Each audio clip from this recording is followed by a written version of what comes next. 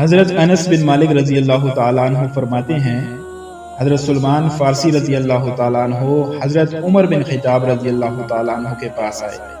حضرت عمر رضی اللہ تعالیٰ عنہ تکیے پر ٹیک لگائے ہوئے تھے۔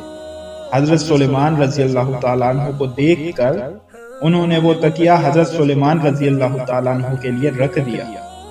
حضرت سلیمان رضی اللہ تعالیٰ عنہ نے کہا اللہ اور اس کے رسول صلی اللہ علیہ وسلم نے سچ فرمایا۔